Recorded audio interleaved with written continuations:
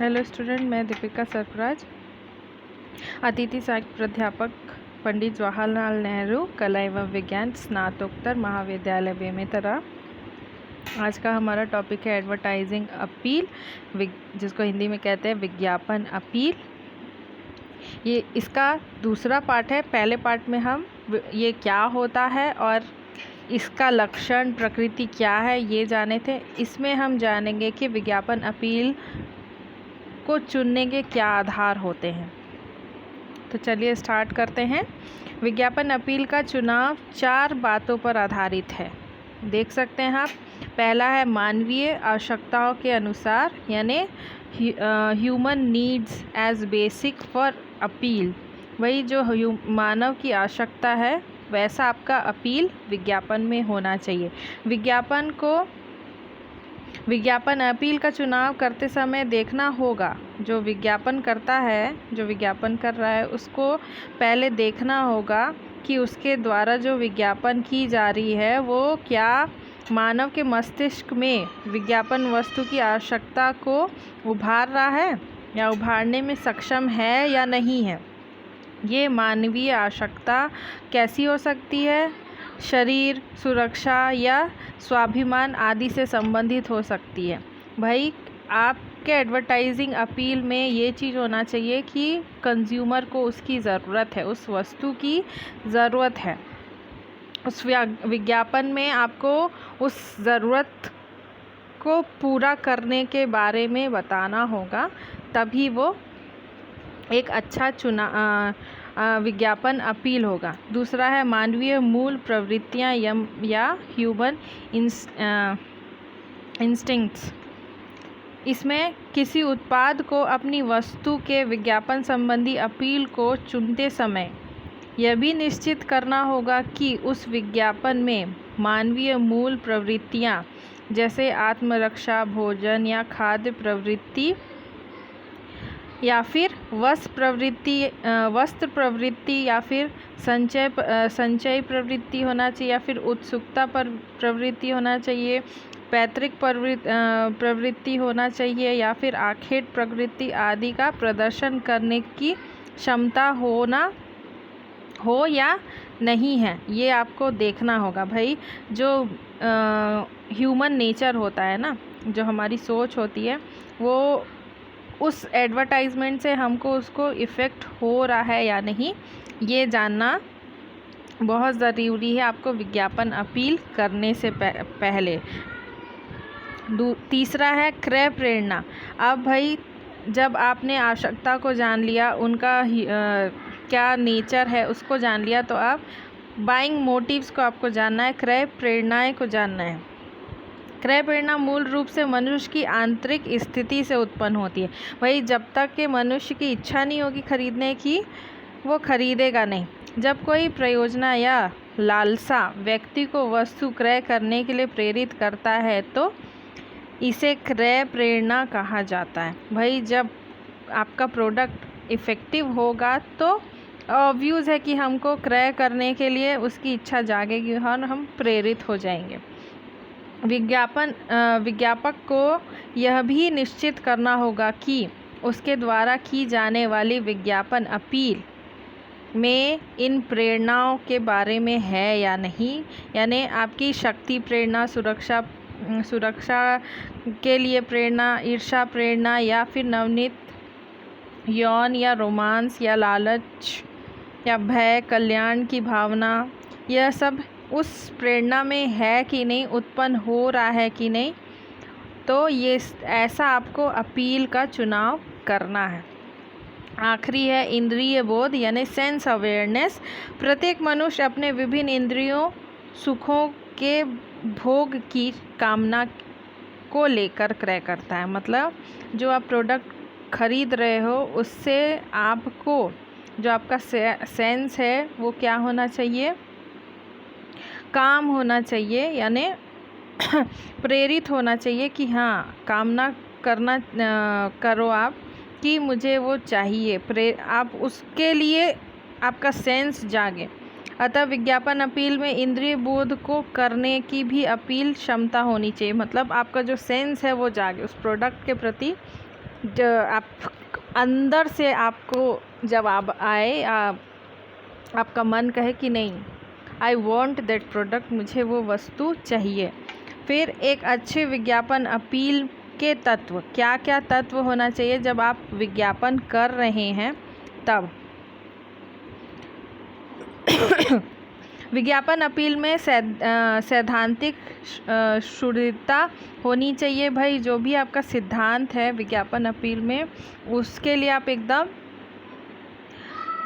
Down to earth हो कि नहीं, आप जो अपील कर रहे हो उससे लोग कन्विंस हों। दूसरा है विज्ञापन रुचिपूर्ण होना चाहिए। जो आप विज्ञापन बना रहे हो वो जो अनेक प्रकार के हमारे समाज में मनुष्य हैं उनके रुचि के हिसाब से होना चाहिए। तीसरा है यह सच्ची सूचना पर आधारित होना चाहिए। जो आप विज्ञापन अपील कर रहे हैं, आजकल लोग हैं कि अगर किसी सच्ची घटनाओं पर या किसी सच्चाई पर विज्ञापन दिखाई जाए तो हम कन्विंस हो जाते हैं उस प्रोडक्ट के प्रति। तो इसलिए एडवर्टाइजमेंट में आप जो अपील कर रहे हैं वो कैसा होना चाहिए, एक सच्ची सूचना पर आधारित होना चाहिए। चौथा है विज्ञापन अपील तर्क संगत पर आधारित होना चाहिए कि हाँ, आप तर्क कर सको कि कौन सा अच्छा है और कौन सा नहीं। पांचवा है इसमें संप्रेषण योग्यता है। या जो विज्ञापन अपील कर रहे हो वो क्या है, एक तरह से कन्वर्सेशन है। आप उस प्रोडक्ट के बारे में बता रहे हो, संप्रेषण कर रहे हो, तो उसमें वो कम्युनिकेट करने की भी योग्यता होनी चाहिए। छठवा है अपील विश्वसनीय होना चाहिए, वो ट्रूथ होना चाहिए भाई। जो आप अपील कर रहे हैं वो एकदम सच्चाई के साथ होना चाहिए, विश्वसनीय होना चाहिए कि सब उस पर विश्वास करें। सातवां पॉइंट है यह सभी प्रकार से पूर्ण होना चाहिए। जो आप एडवर्टाइजमेंट कर रहे हैं उसमें जो आप इंफॉर्मेशन दे रहे हो, जो अपील कर रहे हो, वो आधा अधूरा नहीं, पूर्ण होना चाहिए। शॉर्ट में हो, एक शब्द में बोलो, चाहे एक लाइन में बोलो, चाहे वो एक राइम्स में हो, किसी टैग लाइन में हो, तो उस टैग लाइन में जो आप संदेश देना चाह रहे हो, जो अपील करना चाह रहे हो, वो पूर्ण होना चाहिए। आखिरी है विज्ञापन अपील मूल रूप से उपभोक्ता केंद्रित हो। जो आप अपील कर रहे हो वो आप अपने फ़ायदे के लिए कर रहे हो, लेकिन उससे किसको इफ़ेक्ट होना चाहिए, कंज्यूमर को, उपभोक्ता को। तो आपको जो अपील कर रहे हो वो उपभोक्ता को सोचते हुए, उनको सेंट्रलाइज करते हुए, उनको इम्पॉर्टेंट मानते हुए उनके लिए आपको एडवर्टाइजमेंट करना है। अब नेक्स्ट है विज्ञापन अपील के मनोवैज्ञानिक तत्व। मतलब जो आप अपील कर रहे हैं उससे साइकोलॉजिकली कैसे इफ़ेक्ट पड़ेगा, वो एलिमेंट्स आपको डालना है अपने एडवर्टाइजमेंट में। भाई विज्ञापन अपील का मानवीय मनोविज्ञान से गहरा संबंध होता है। भाई जब तक ये मनुष्य के मनोविज्ञान को, आप दिमाग को नहीं पढ़ पाएंगे तो आपका जो अपील है वो गहरा छाप नहीं छोड़ेगा। इसीलिए कहा गया है विज्ञापन अपील क्या है, मानवीय मनोविज्ञान से गहरा संबंध रखता है। जब तक कि आप कस्टमर के दिमाग को नहीं जानेंगे, आपका विज्ञापन कुछ भी नहीं है। हर एक विज्ञापन का उद्देश्य क्या होता है, पाठकों के मनोविज्ञान को इस प्रकार प्रभावित करना होता है कि वह विज्ञापन की अपेक्षाओं के अनुरूप व्यवहार करने लगे, अर्थात वस्तु को क्रय करने के लिए प्रेरित हो जाए। भाई जब तक के जो विज्ञापन देख रहा है उसको अंदर से मनोवैज्ञानिक ढंग से या साइकोलॉजिकली उनके दिमाग में कोई भी प्रभाव नहीं करेगा, वो तो हम नहीं खरीदेंगे। कुछ प्रोडक्ट ऐसे होता है, जैसे आप फॉर एग्ज़ाम्पल मैं बता रही हूँ, मेरे लिए नेस्टी जब आया था, वो मोस्टली गर्मी में आता है। नेस्टी आइस टी एक तरह से कुछ नहीं है, ये ग्लूकॉन डी जैसा पाउडर रहता है, उसका कंटेंट टी का ही है, उसका पाउडर रहता है वो, उसको आप पानी में मिलाइए, घोलिए और पीजिए, बहुत अच्छा है उसका फ्लेवर। लेकिन वो जब एडवर्टाइज़ आया था वो क्या है हमको नहीं मालूम। जब मैं गई लेने उसको, फिर उसको टेस्ट किया, उसका एडवर्टाइजमेंट सबसे पहले मेरे को इफ़ेक्ट किया, तब मैंने उसको टेस्ट करना चाहिए कि होता क्या है, बिकॉज़ मैं चाय नहीं पीती हूँ इसीलिए। तो इसीलिए जब तक कि आपके विज्ञान को इफ़ेक्ट नहीं होगा, आपके दिल और दिमाग में कोई प्रभाव नहीं पड़ेगा, आप प्रोडक्ट को ख़रीदने नहीं जाएंगे। इसीलिए उस मनोवैज्ञानिक तत्वों को जानते हैं। तो पहला है ध्यान आकर्षण। भाई ध्यान आकर्षण कैसे, आपका ध्यान कैसे आकर्षित होगा? आकार से या फिर विरोधाभास से या फिर भावना से या फिर तीव्रता से या नवीनता से या फिर चाल, स्थान, रंग एवं उदाहरण। तो चलिए सबसे ध्यान आकर्षण को थोड़ा सा जान लेते हैं, फिर बाकी पॉइंट्स को जानेंगे। एक सफल विज्ञापन में मनोवैज्ञानिक गुण होने से ध्यान आकर्षण करने में सहायता होती है। अगर आपका विज्ञापन क्या है, मनोवैज्ञानिक गुण से है, अगर आपने पूरे कस्टमर को जानकर उस एडवर्टाइजमेंट को बनाया है तो कस्टमर का ध्यान आकर्षण होगा ही। जो कलाकार विज्ञापन बनाते समय मनोवैज्ञानिक गुणों का ध्यान नहीं रखते हैं, उस विज्ञापन को क्या होता है, असफलता मिलती है। इसीलिए जो आप प्रोडक्ट का एडवर्टाइजमेंट कर रहे हैं उसमें क्या करना चाहिए, ध्यान आकर्षण के लिए कुछ सिद्धांतों को अपनाना चाहिए। उसका आधार माना गया है। तो उस सिद्धांत को हम पढ़ेंगे अब। उसमें पहला है आकार यानी साइज़। छोटे आकार या छोटे अक्षरों या छोटे आकार के विज्ञापन ध्यान आकर्षण में सफलता नहीं पाते हैं। मतलब आपका जो प्रोडक्ट है उसका साइज़ अगर छोटा होगा तो उतना इफ़ेक्टिव नहीं। कई बार एडवर्टाइजमेंट में प्रोडक्ट को इतना बड़ा दिखाया जाता है, हम मार्केट जाएंगे तो वो छोटा सा मिलता है।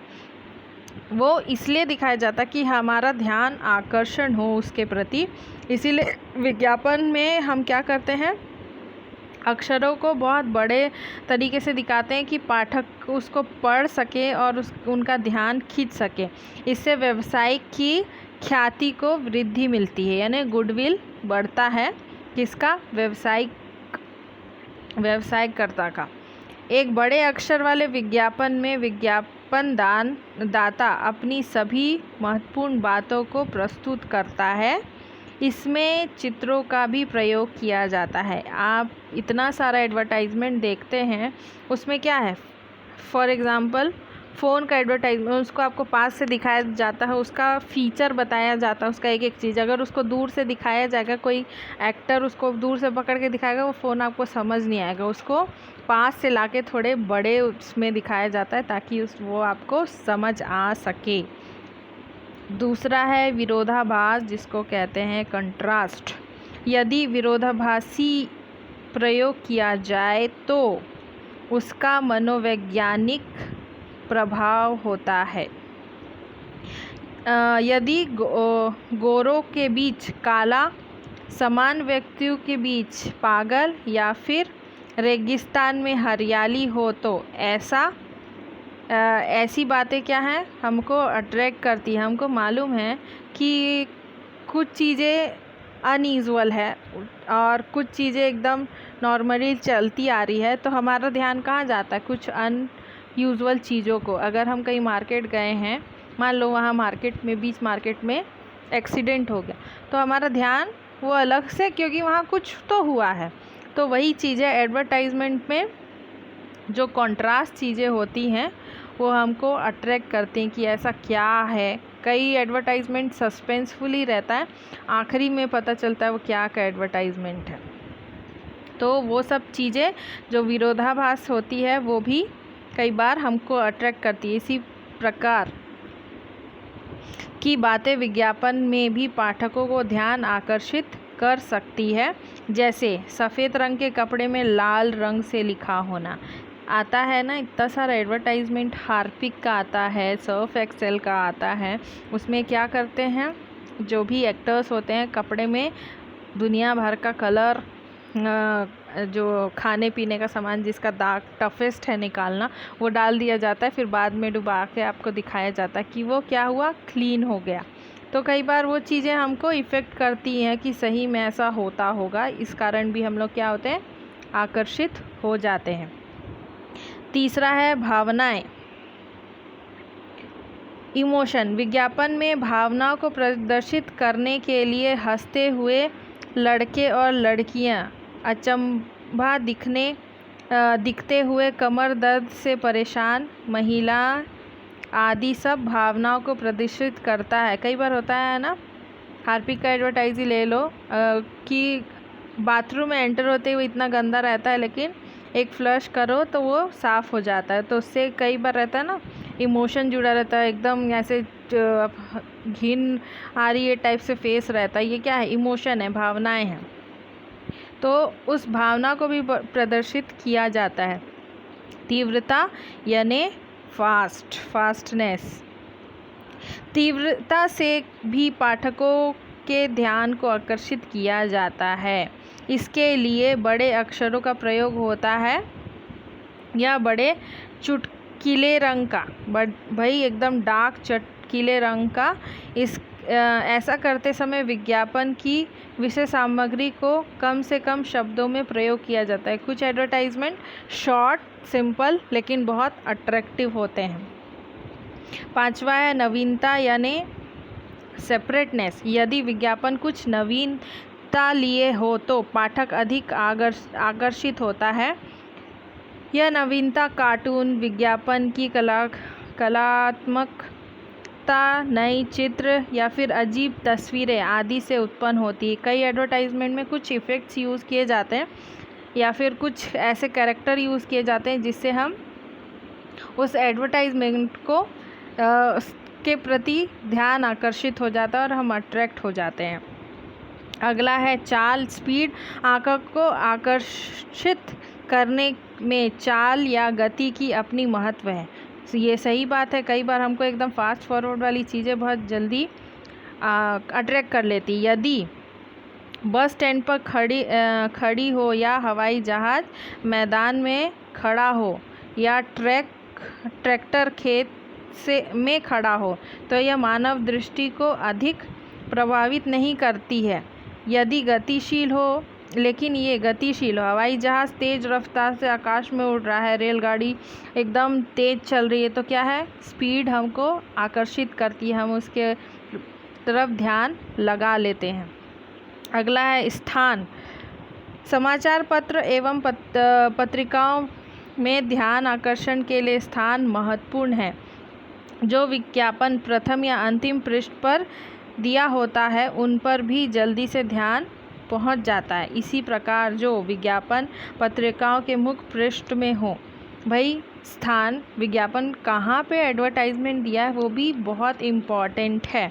पेपर के फर्स्ट प्रिंट पेज में अगर एडवर्टाइजमेंट है तो हम बहुत जल्दी देख लेंगे, या लास्ट पेज में है तो, या फिर किसी मैगज़ीन के में भी हम फ्रंट पेज का, लास्ट पेज का, या फिर पलटाते सेकंड पेज भी हो तो वो बहुत इफ़ेक्ट पड़ता है। लेकिन अगर वो एडवर्टाइजमेंट बीच में कहीं कोने में या छोटा सा हो तो हम ऐसा विज्ञापन ध्यान नहीं दे पाते हैं, जल्दी से ध्यान नहीं जा पाता है। ऐसे विज्ञापन पर मूल्य अधिक खर्च होता है। भाई आप जितना बड़ा एडवर्टाइजमेंट अपना दिखाओगे, आप ध्यान आकर्षित करो तो खर्चा तो हो गई।